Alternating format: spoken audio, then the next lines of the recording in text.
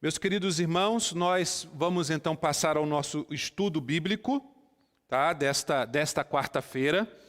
Eu quero que peço a vocês que abram suas Bíblias, lá na carta que estamos escrevendo, que é a carta que o apóstolo Paulo escreveu aos Efésios.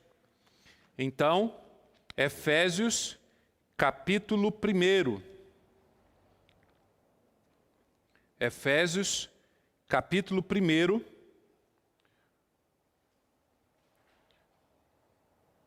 Vamos ler do primeiro verso, porque ainda nós estamos estudando esse primeiro capítulo aqui. Então, capítulo 1, do primeiro verso, hoje vamos ler até o verso de número 10. Efésios, capítulo 1, do primeiro verso até o verso de número 10. Hoje nós vamos estudar do verso 7 até o verso 10. E vamos fazer a leitura do primeiro verso para relembrarmos algumas coisas que nós já estudamos. Espero que somente ao ler, na mente de vocês já venham algumas ideias daquilo que nós estudamos. Então vamos lá? Efésios capítulo 1, a partir do primeiro verso. Essa versão que lerei é a Nova Versão Internacional, mas é importante que você leia na sua Bíblia. Também, vocês que estão em casas, peguem a sua Bíblia e vamos ler juntos esse texto. Paulo, apóstolo de Cristo Jesus, pela vontade de Deus, aos santos e fiéis em Cristo Jesus que estão em Éfeso. A vocês, graça e paz da parte de Deus, nosso Pai e do nosso Senhor Jesus Cristo. Bendito seja o Deus e Pai de nosso Senhor Jesus Cristo, que nos abençoou com todas as bênçãos espirituais nas regiões celestiais em Cristo. Porque Deus nos escolheu nele antes da criação do mundo, para sermos santos e irrepreensíveis em sua presença. Em amor nos predestinou para sermos adotados como filhos por meio de Jesus Cristo, conforme o bom propósito da sua vontade, para o louvor da sua gloriosa graça, a qual nos deu gratuitamente no amado. Nele temos a redenção por meio de seu sangue, o perdão dos pecados, de acordo com as riquezas da graça de Deus, a qual Ele derramou sobre nós, com toda a sabedoria e entendimento, e nos revelou o mistério da sua vontade, de acordo com o seu bom propósito, que Ele estabeleceu em Cristo. Isto é, fazer convergir em Cristo todas as coisas, celestiais ou terrenas, na dispensação da plenitude dos tempos. Amém? Texto muito bonito, E muito cheio de significados. Paulo começa, nós já estudamos isso, ele começa se apresentando. O primeiro verso, ele se apresenta, ele é o apóstolo, ele é o enviado de Cristo pela vontade de Deus. Então essa palavra, vontade de Deus, nós já percebemos que ela vai se repetir muitas vezes nessa carta. Essa carta, um dos temas qual é a vontade de Deus? Qual o propósito de Deus para todas as coisas? Então, Paulo está se incluindo dentro dessa vontade. Ele está dizendo, apóstolo de Cristo pela vontade de Deus. E no primeiro verso ainda temos o destinatário dessa carta. São os santos e fiéis em Cristo Jesus. Nesse caso que estão em Éfeso. Mas Possivelmente essa era uma carta circular, e ela não só foi dirigida à igreja de Éfeso, mas andava por várias igrejas daquela região, ali da Ásia Menor, principalmente. Então, a nós, essa carta é direcionada a nós.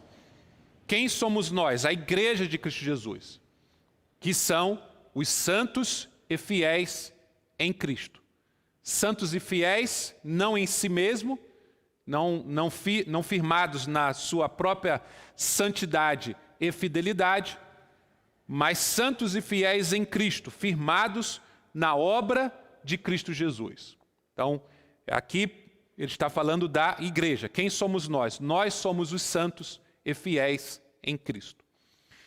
E aí, o versículo 2, versículo 1, então, nós temos a identidade de Paulo e a identidade da igreja, que é o que vai ser descrito durante toda essa carta. Qual é a identidade da igreja? O que é a igreja? E no versículo 2, nós temos o que temos. Versículo 1 é o que somos. Versículo 2 é o que temos.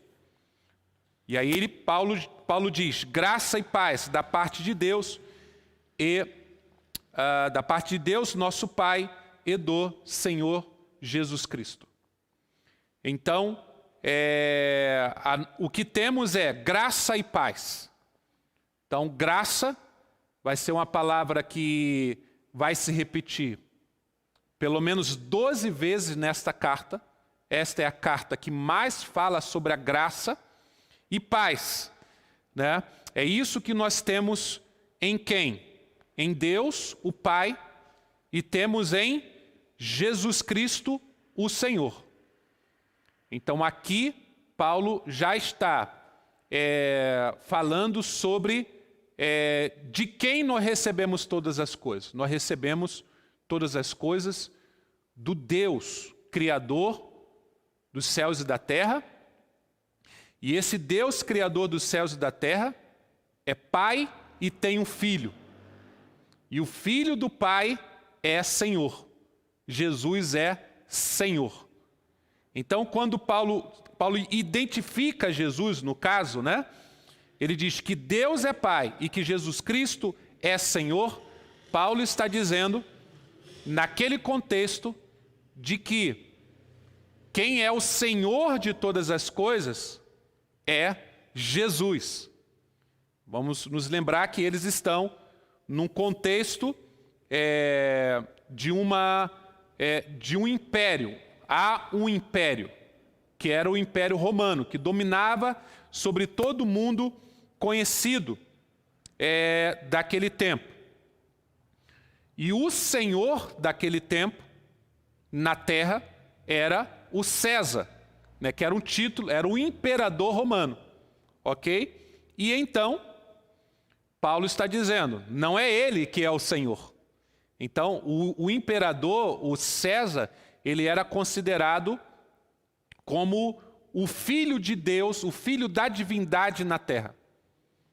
E já nesse tempo começava a adoração do imperador.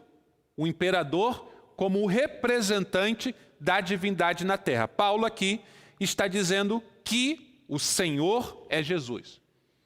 O Senhor é o Jesus de Nazaré, que morreu numa cruz, que ressuscitou, subiu aos céus, e de lá ele está governando sobre todas as coisas. Então, Paulo está identificando agora de quem nós temos. Deus é Pai,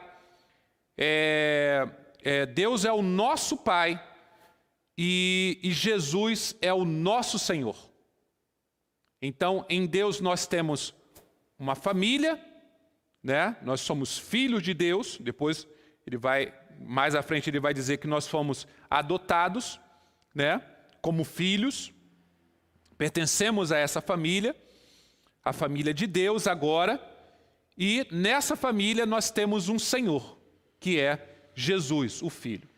Seguindo, verso 3, bendito seja o Pai e Deus Bendito seja o Deus e Pai do nosso Senhor Jesus Cristo. Aí aqui nós vemos que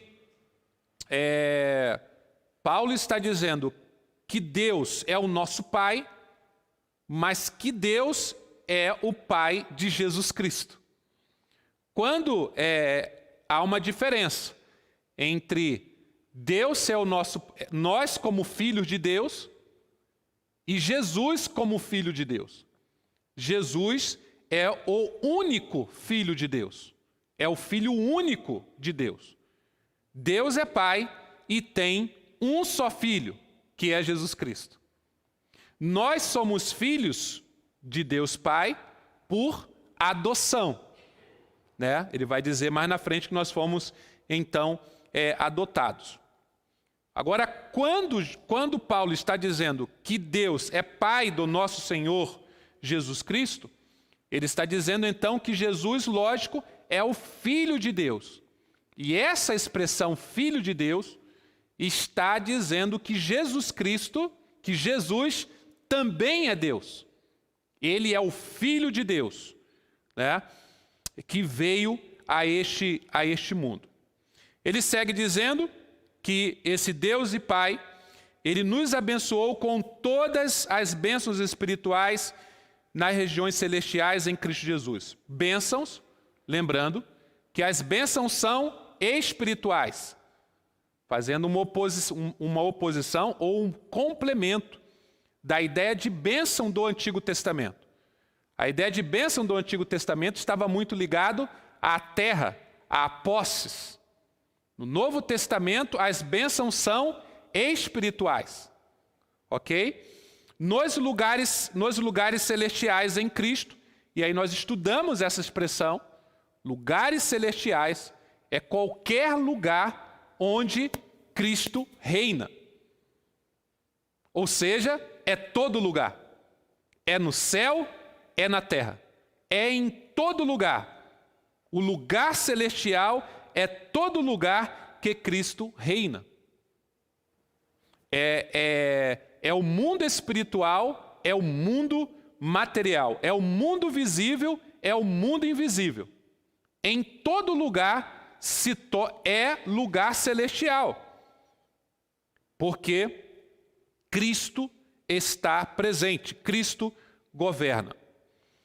Porque Deus, e Paulo continua dizendo, porque Deus nos escolheu nele antes da criação do mundo, para sermos santos e irrepreensíveis em sua presença. Então aqui nós temos o propósito de Deus.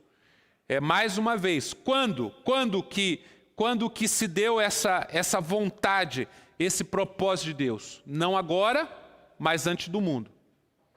Ele está dizendo que a igreja de Cristo Jesus não é um acidente histórico.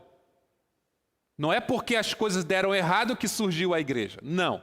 A igreja está dentro do propósito de Deus antes da criação de todas as coisas. Então, o que é a igreja? A igreja é a vontade de Deus sendo realizada no mundo. Ok? E nós fomos escolhidos para sermos o quê? Sermos santos e irrepreensíveis. Sermos santos e fiéis. Ou seja, separados por Deus com um determinado propósito para vivermos em obediência à sua vontade. O que é ser igreja? Igreja é ser separado por Deus para fazermos a sua vontade. Em sua presença é a mesma coisa das regiões celestiais. Ou seja, em sua presença onde? Em todo lugar que Ele está presente. Ele está presente em todo lugar, então em todo lugar nós somos santos e irrepreensíveis. Estamos na sua presença no mundo.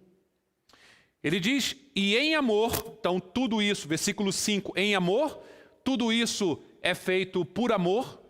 Por que Deus faz todas as coisas? Porque Ele ama. Porque Ele é amor.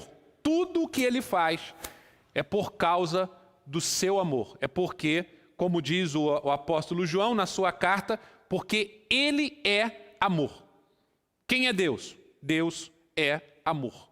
Então, em amor, Ele nos predestinou para sermos adotados como filho, como nós falamos no início, por meio de Jesus Cristo, mais uma vez, conforme o bom propósito da sua vontade.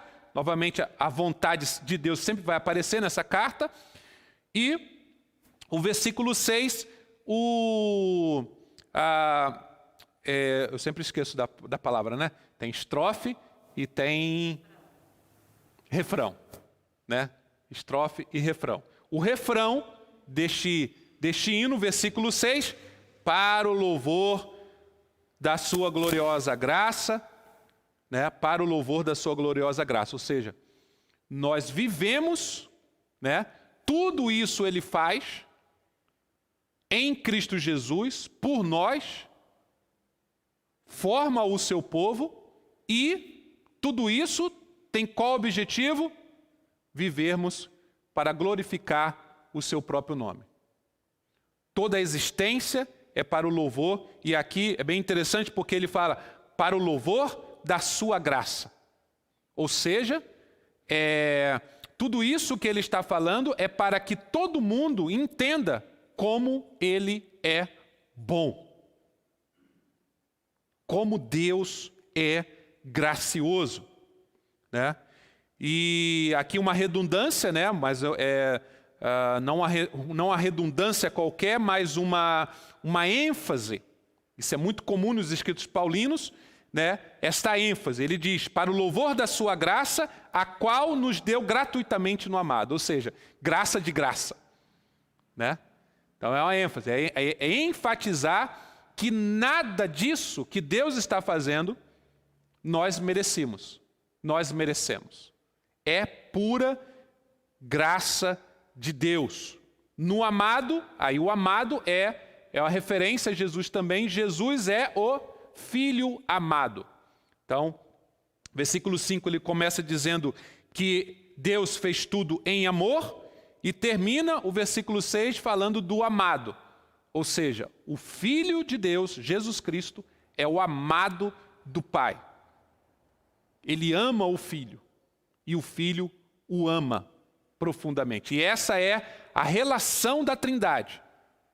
É uma relação de um amor perfeito, ok? Então Jesus aqui é identificado como o amado de Deus, o Filho amado de Deus. Então isso deu aí para a gente lembrar. Então, do verso 3 até o verso 6, nós temos então o propósito do Pai. Verso 3 ao verso 6, que nós fizemos uma rápida recapitulação agora, nós temos o propósito do Pai. Agora, nós vamos estudar do verso 7 até o verso 10, que é a redenção do Filho. A redenção, né? A redenção por meio do Filho. Então, no versículo 7, ele diz, nele temos a redenção por meio do seu sangue. Então, vamos esclarecer essa expressão redenção. Não é muito comum nossa, nós não usamos, né? Mas naquele tempo era muito usada, né? Eles viviam em guerras e exército, países, né? Sempre lutando um contra os outros. E o que era a redenção? Quando um exército vencia o outro, ele vencia o outro e levava os cativeiros, levava parte do exército cativo, aprisionado. E a nação, o país, né? Que havia perdido a guerra, para recuperar os seus soldados prisioneiros, tinha que pagar, né? Então fazia-se um pagamento à nação que havia sido vitoriosa na guerra, e então essa nação, conforme o pagamento, liberava os seus prisioneiros para que a nação perdedora tivesse novamente os seus prisioneiros. Então, esse pagamento significa redenção. Então, Paulo está usando uma palavra do meio bélico, né, das guerras daquela época. Então, Paulo está dizendo, nele quem? No amado, em Jesus. Vamos ver aí que é um texto completo, né? Ele vai escrevendo direto. Na verdade, esse texto no grego, ele é um parágrafo só. Ele é um parágrafo só, do verso 3 até o verso de número 14. Sem ponto. Ele é um texto inteiro. Para ficar melhor explicado para a gente, houve essa divisão aqui, e por isso tem os pontos finais aqui. Mas no texto original, nós não temos ponto final. Ele é um texto inteiro, do verso 3 até o verso de número 14. Mas aqui, então, ele está dizendo, nele temos a redenção. A redenção. Nele, em Cristo Jesus, nós fomos resgatados. Por meio do seu sangue. Aqui, Paulo, então, está falando da morte. Deixa eu falar um pouquinho sobre a redenção. Os escravos eram libertos mediante pagamento de resgate. Semelhantemente, o resgate necessário para livrar os pecadores da escravidão e da maldição resultante imposta pela lei. A morte de Cristo, a morte de Cristo, aqui chamada de seu sangue. Então, peço que vocês abram as suas Bíblias, lá para a gente entender um pouquinho melhor isso, Gálatas 3,13. Então, vamos ler Gálatas 3,13. Temos: Cristo nos redimiu da maldição da lei, quando se tornou maldição em nosso lugar. Porque está escrito, maldito todo aquele que for pendurado no madeiro. Então, quando Jesus morre na cruz, quando ele é pendurado no madeiro, quando ele é pendurado na cruz, ele então se torna um maldito em relação, cumprindo a lei. Todo aquele que for pendurado no madeiro, ele é um maldito. Então, e isto é muito importante para a teologia paulina, né? Então, porque Paulo vai dizer, principalmente para os judeus, que Deus Pai ressuscitou um maldito. E é isto que vai ser escândalo para os judeus, ok? Então aqui Paulo está dizendo, por meio do seu sangue, maldito todo aquele que for pendurado no madeiro. Jesus é esse maldito, que se torna então maldição em nosso lugar. Nós é que somos malditos, ou seja, sobre nós pesava uma maldição. Qual maldição? A do pecado. Todo aquele que pecar, morrerá. Como nós pecamos, então nós morremos. Então ele está dizendo que fomos libertos disso, a redenção. Outro texto importante é 1 Pedro, capítulo 1. 1 Pedro, capítulo 1, verso 18 e 19. 1 Pedro, capítulo 1, verso 18 e 19, nos diz assim: Pois vocês sabem que não foi por meio de coisas perecíveis como prata ou ouro que vocês foram redimidos da sua maneira vazia de viver, transmitida por seus antepassados, mas pelo precioso sangue de Cristo, como de um cordeiro sem mancha e sem defeito. Conhecido antes da criação do mundo, revelada nos últimos tempos, é o versículo 20, né? Em favor de vocês. Esse texto é muito bonito também. Vamos ler o versículo 21, que é tão bonito, né? Por meio dele, vocês creem em Deus, que o ressuscitou dentre os mortos e o glorificou, de modo que a fé e a esperança de vocês estão em Deus. Ok? Então, essa redenção agora no Novo Testamento é uma figura. No Antigo Testamento nós temos a figura. A figura que temos no Antigo Testamento é do povo escravo no Egito. Então, Deus foi lá e libertou o povo dele no Egito. Porque era o povo dele, né? Era o povo que ele tinha formado a partir de Abraão, desde lá de Gênesis capítulo 12, e aí entra até o final ali do livro de Gênesis, entrando no livro de Êxodo, esse povo fica escravo, né? Ele cresce escravo no Egito, ele se torna muito numeroso, mas Deus diz, esse povo é meu, então eu vou libertar ele. Aí lá no livro de Êxodo, Deus levanta Moisés, e Moisés vai ser o libertador do povo de Deus, que estava escravo no Egito. O que Paulo está dizendo aqui, então, agora, é que em Jesus nós somos resgatados, da mesma forma como ele resgatou o povo escravo lá no Egito, povo dele. Quem somos nós agora, então? Nós somos o povo resgatado. Só que agora o libertador não é Moisés.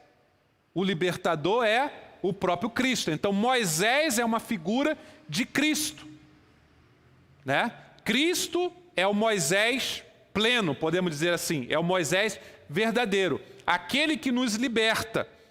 Não de um poderio de uma nação, né? Não do poderio de um império, mas do poderio da própria morte, do poderio do próprio pecado.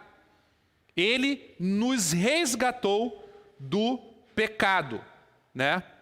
E então, quem é a igreja? A igreja é o povo redimido, é o povo resgatado pelo sangue de Jesus, pela morte de Cristo Jesus na cruz do Calvário. Então veja que Paulo aqui, ele continua identificando quem somos nós, quem é a igreja.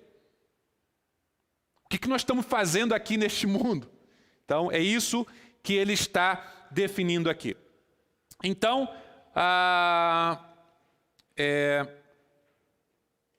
Hebreus capítulo 9, versículo 12, mais um versículo. Hebreus 9, 12. Também é um texto muito bonito, né? Não por meio de sangue de bodes e novilhos, mas pelo seu próprio sangue, ele entrou no Santo dos Santos de uma vez por todas e obteve eterna redenção. Obteve eterna redenção. Então, Santo dos Santos aqui é o próprio céu, é onde Deus está, é o próprio, ele entra, ele como Deus, mas ao mesmo tempo homem, ele entra na presença de Deus e nos resgata. Ele nos leva para Deus novamente, ele nos leva à presença de Deus. É isso que Jesus faz. Então, em Cristo, Deus forma para si um novo povo, agora resgatado do pecado e o preço pago, a morte de Jesus, o seu sangue, a redenção, é o livramento deste cativeiro. Ok?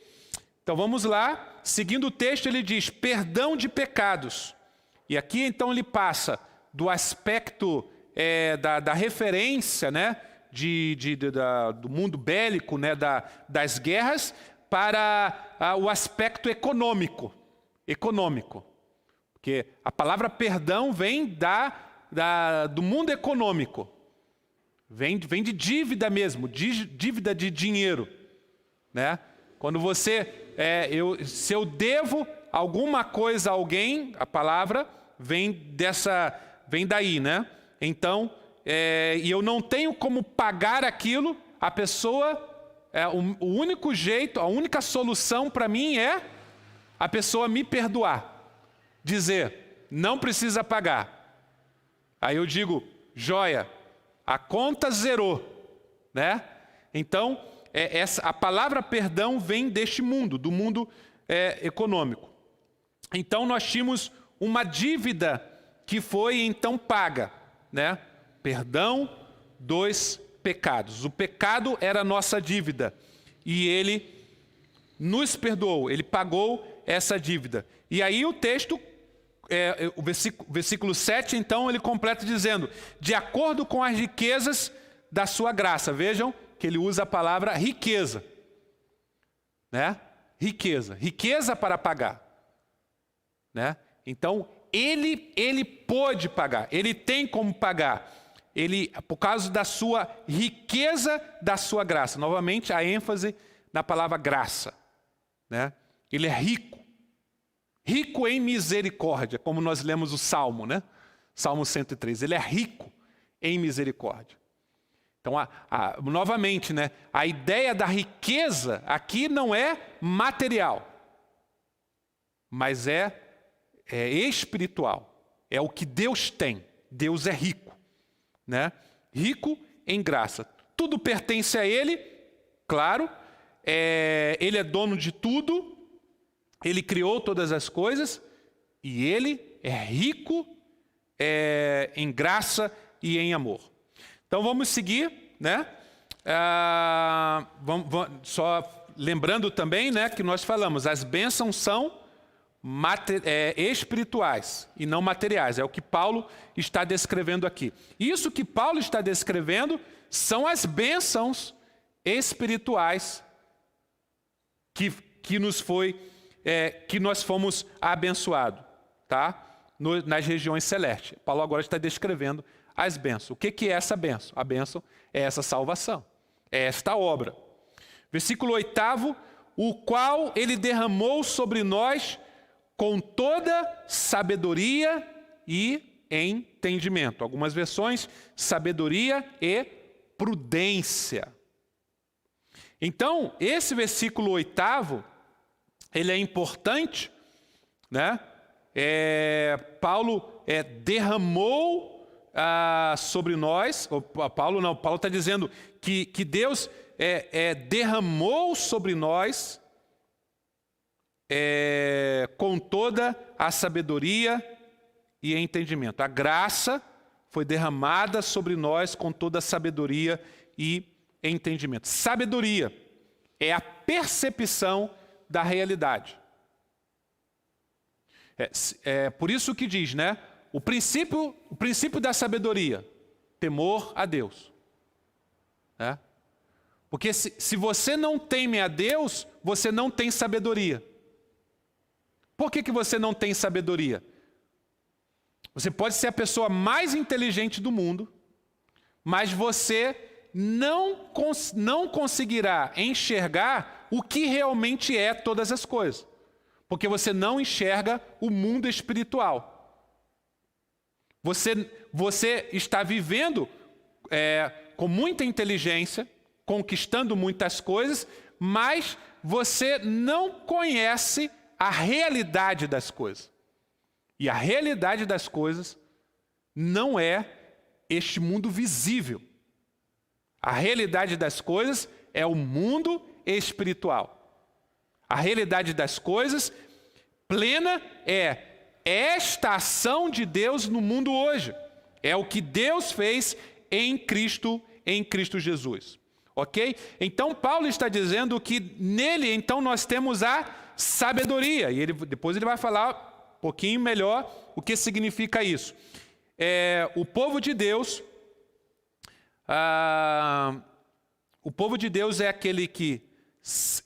e entendimento, né? Vamos lá primeiro. Sabedoria e entendimento. Ou prudência, como em algumas versões mais antigas, eu prefiro a palavra prudência.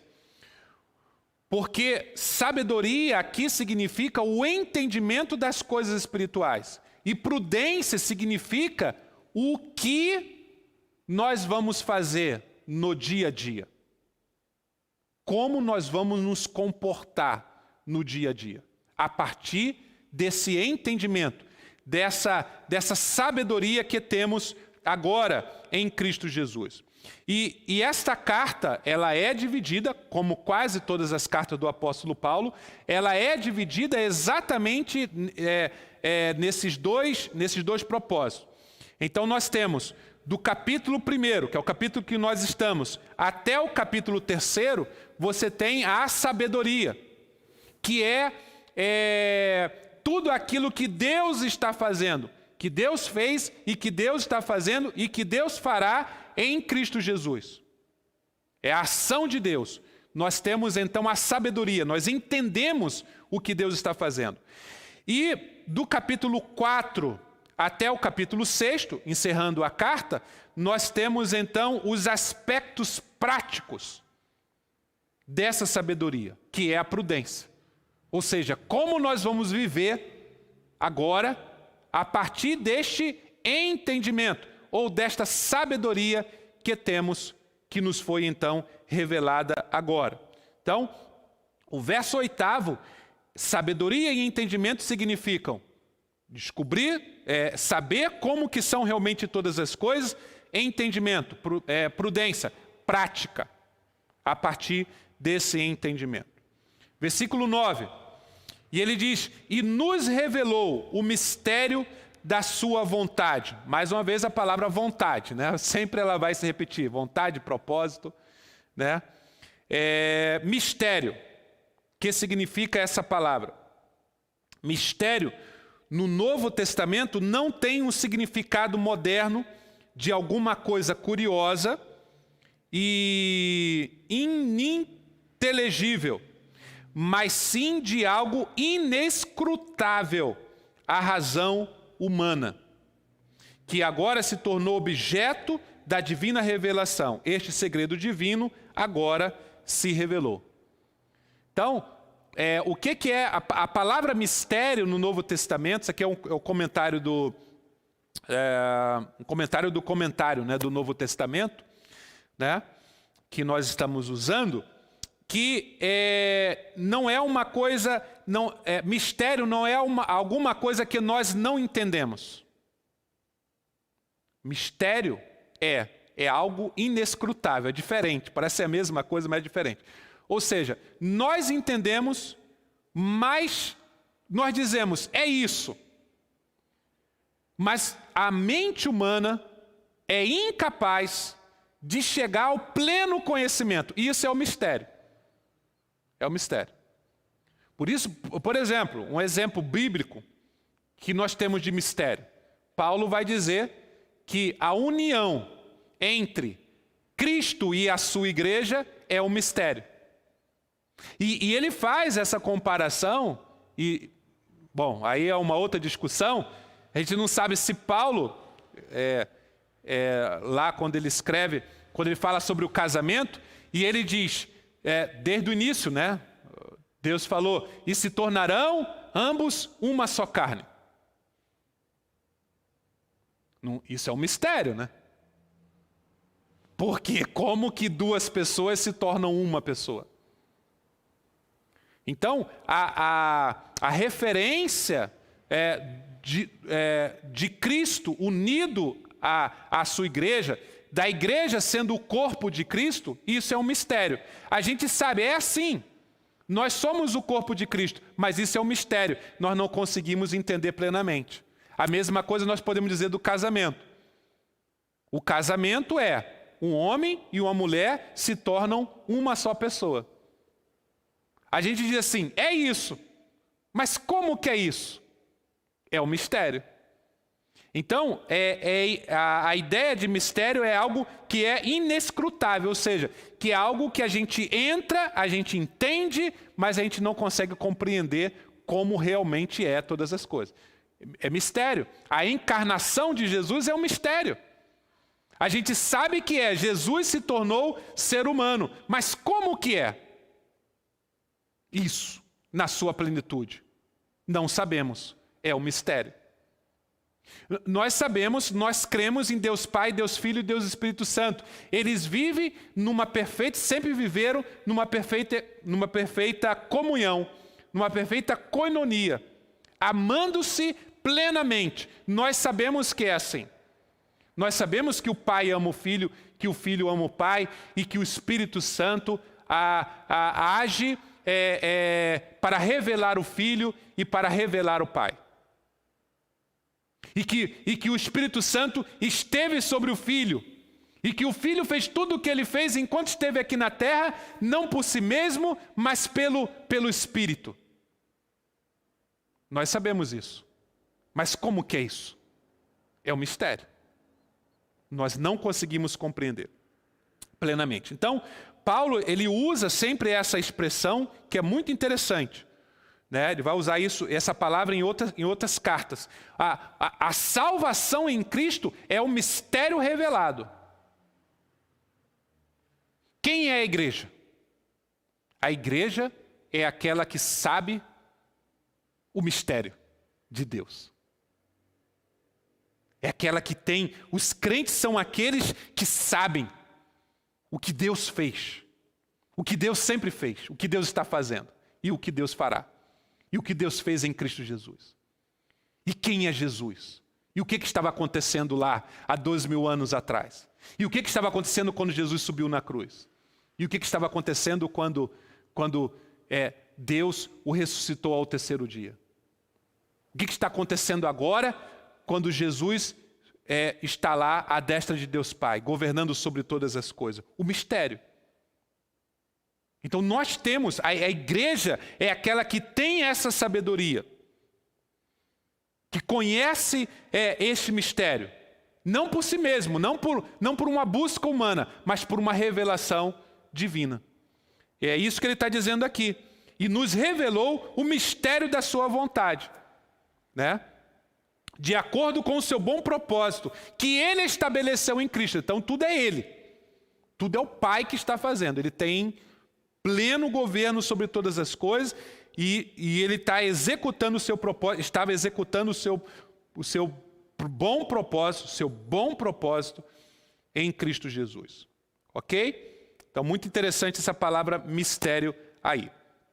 E no versículo 10, para encerrar, né? Versículo 10, nós temos o propósito final. Nós chegamos no propósito. Qual é o propósito final de Deus? Aonde que vai dar tudo isso? Né? Que começou a ser revelado, lógico, lá no Antigo Testamento, mas de forma figurativa e de forma plena, foi revelado em Cristo Jesus. Aonde vai dar tudo isso? Versículo 10. Isto é, de convergir em Cristo todas as coisas, vejam aí, celestiais e terrenas, na dispensação da plenitude dos tempos. Complicou um pouquinho? O que significa tudo isso? Né? Vamos lá, rapidamente. Isto é, de convergir em Cristo todas as coisas celestiais ou terrenas, na dispensação da plenitude dos tempos. Essa expressão, fazer convergir, Paulo emprega aqui uma expressão, aqui um comentário, tá? Paulo emprega aqui uma expressão significativa. Não somente com a ideia de liderança, não é que Jesus vai atrair para governar, mas mais do que isso, né? Essa também é uma expressão que vem do mundo econômico, né? Para a gente entender, um exemplo seria: você vai fazer o balanço final das contas do mês da sua empresa, da sua loja, das vendas. Aí você faz as contas, aí você diz: eu vendi isso, comprei aquilo, tal, tenho tanto dinheiro. Mas quando você vê o dinheiro que você tem, você vê que está faltando alguma coisa. Aí o que você diz? Essa conta não fecha. Entendeu? Essa conta não fecha. Então, a ideia de convergir aqui é fazer a conta fechar. Aí você vai procurar onde está o erro tal, até que você diga assim, agora eu sei que esse dinheiro eu tenho por causa disso, por causa disso, por causa disso. Porque entrou isso e saiu isso. Então a conta fechou. Então, a ideia aqui, quando Paulo está dizendo, ele está usando essa figura. Fazer convergir significa que no final de tudo, na plenitude dos tempos, tudo, a conta vai fechar. A conta vai fechar. Tudo vai ser explicado. Tudo nós vamos entender. No final. Ok? Então, só que isso ele já começou em Cristo Jesus.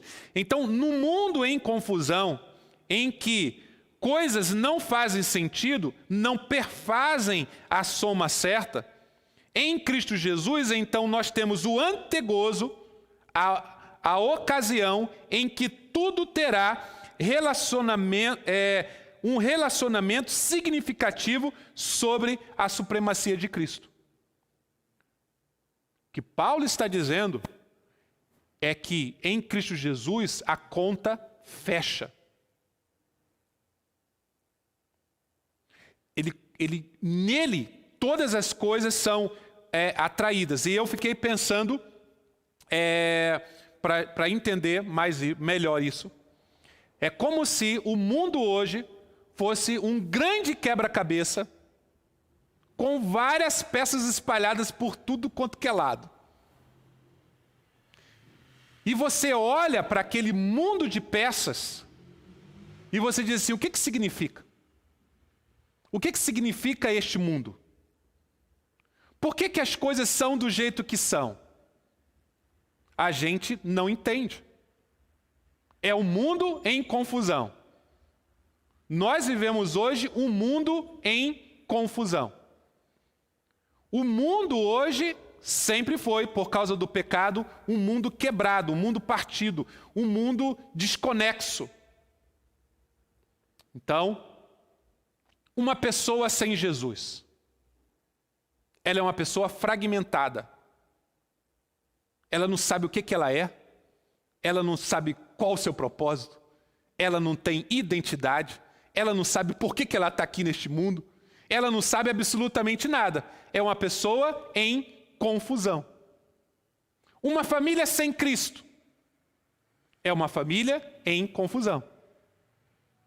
É uma família desconexa. Ninguém sabe o seu real valor dentro da sua própria família. Ninguém sabe por que existe. Ninguém sabe por que eu sou filho daquele, por que eu sou pai deste. É um mundo em confusão. O que Jesus faz? Jesus ele faz, quando ele governa, ele faz convergir todas as coisas a ele. Deus faz isso em Cristo, converge. Ou seja, Deus, através de Cristo Jesus, dá sentido a tudo. Tudo faz sentido. E este mundo quebrado, cheio de peças, que a gente não entende o que significa, em Cristo Jesus, essas peças são atraídas e elas se encaixam perfeitamente.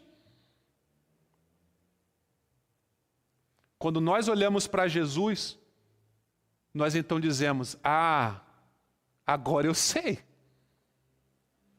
Agora eu sei por que todas as coisas existem. Agora eu sei de onde eu vim e para onde eu vou. Agora eu sei quem eu sou, porque eu sei quem Deus é. Agora me foi revelado o mistério, que estava oculto, na linguagem da Epístola aos Colossenses, o mistério que esteve oculto desde todos os tempos, antes da criação do mundo. Agora nos foi revelado. Agora tudo faz sentido. Então nós estamos vivendo que tempo? Esse tempo em que nós sabemos, mas que nós não sabemos todas as coisas. Por isso que a gente fica, a gente já participa dessa plenitude dos tempos, onde todas as coisas serão atraídas a Cristo Jesus e tudo fará sentido, nós já participamos disso. Quando?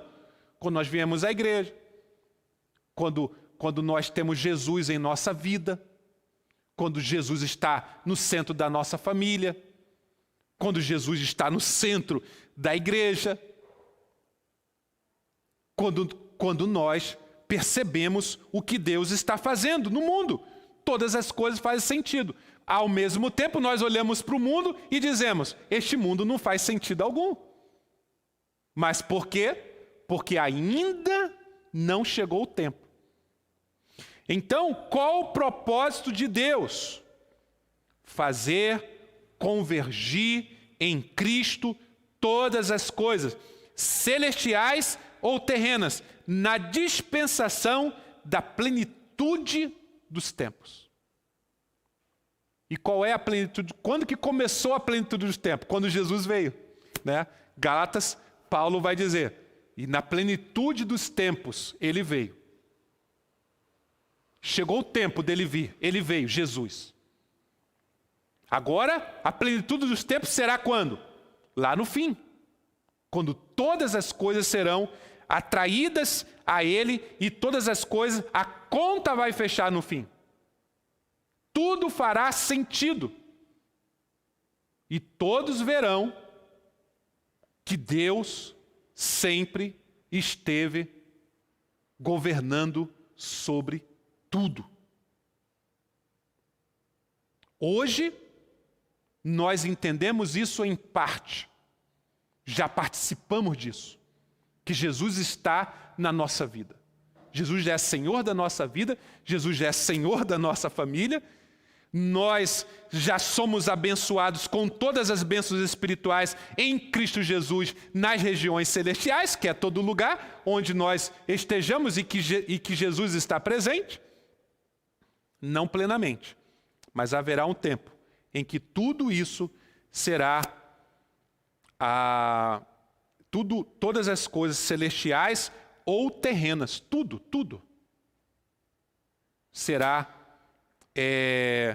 virá a Cristo Jesus. Como um imã que não somente atrai, mas organiza todas as peças de um imenso quebra-cabeça, encaixando perfeitamente todas as coisas. O que vemos hoje são partes bagunçadas de um quebra-cabeça. Quando estamos na presença de Jesus, nossa vida faz sentido. Sem Jesus, essa vida não faz sentido algum. Esta totalidade final se verificará sobre Cristo como cabeça. Esta é a verdade secreta, o mistério que agora é revelado. Assim serão levadas a um fim as discordâncias e confusões do mundo, mas isso será alcançado somente em Cristo no fim. A unidade quebrada deve ser restaurada no fim, e aquela restauração será efetuada através de Cristo. Quão longe ele estava, pois ele estava, pois, de ser meramente o Messias natural da expectativa judaica. Mesmo o título Salvador do mundo não lhe é designado adequado.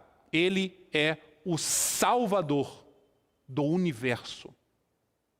Todas as coisas, celestiais ou terrenas, na dispensação dos tempos, Deus fará convergir em Cristo Jesus. Todas as coisas. Então, nós sabemos desse mistério. Isso nos dá paz. Isso nos dá tranquilidade. Tudo que acontece, muita coisa que acontece hoje, nós ficamos perplexos. Mas, sabendo disso, nós temos paz no coração. Deus, no fim, na plenitude dos tempos, irá convergir em Cristo Jesus todas as coisas que estão nos céus e estão na terra. Essa é a vontade de Deus. Amém? Vamos então orar, irmãos. Vamos ficar em pé e fazermos uma oração. Pai querido, Deus eterno, graças te damos por mais esse tempo de estudo da Tua Palavra. Ó Deus, que o Senhor mostre, ó Deus, para nós sempre qual é a Tua vontade. Nos dar, ó Deus, a segurança de saber que o Senhor está conduzindo tudo. E que nada, ó Deus, é feito de improviso pelo Senhor. O Senhor tem uma vontade eterna. E o Senhor está executando essa sua vontade hoje. O Senhor executou a sua vontade enviando o seu Filho, seu plano de salvação, para todo aquele que nele crê. Ó Pai, e que a igreja, o seu povo, não é um acidente histórico, mas está, ó Deus, a igreja está contida nos seus planos eternos. E nós somos o seu povo, resgatados pelo sangue de Cristo Jesus, vertido na cruz, o sangue do teu Filho amado, que veio até nós, se entregou em nosso lugar, naquela horrenda cruz, ó Deus, para nos salvar.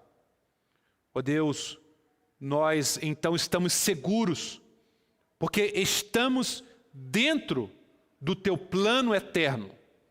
O Senhor está executando todo o seu plano.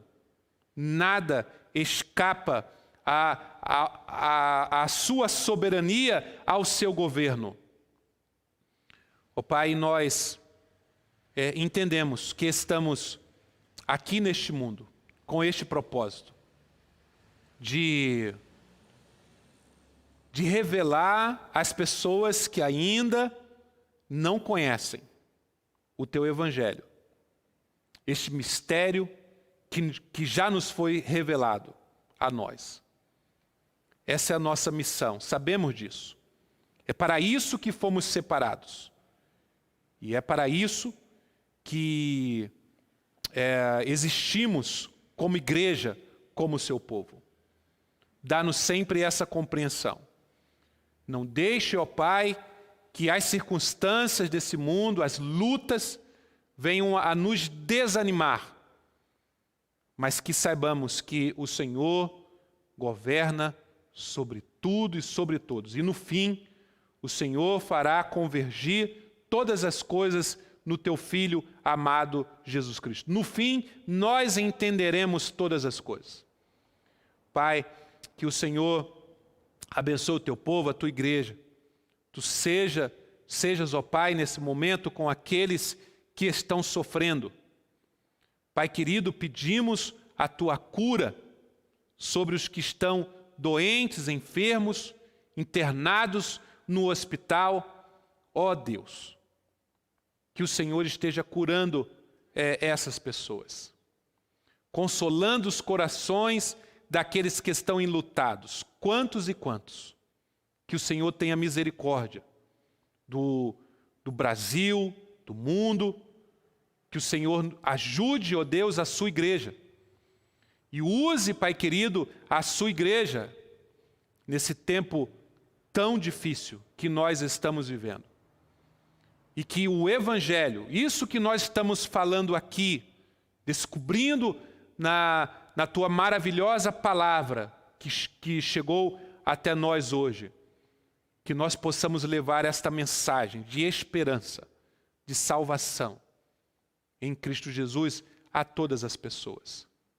E que famílias, vidas e famílias que estão vivendo de forma desconexa, de forma desestruturada, ó Deus, quando pedimos que o Senhor entre, o Senhor se faça presente e haja, ó Deus, sentido na vida das pessoas, sentido nas famílias, na igreja. É o que nós te pedimos. Oramos agradecidos por tudo. Oramos em o nome de Jesus.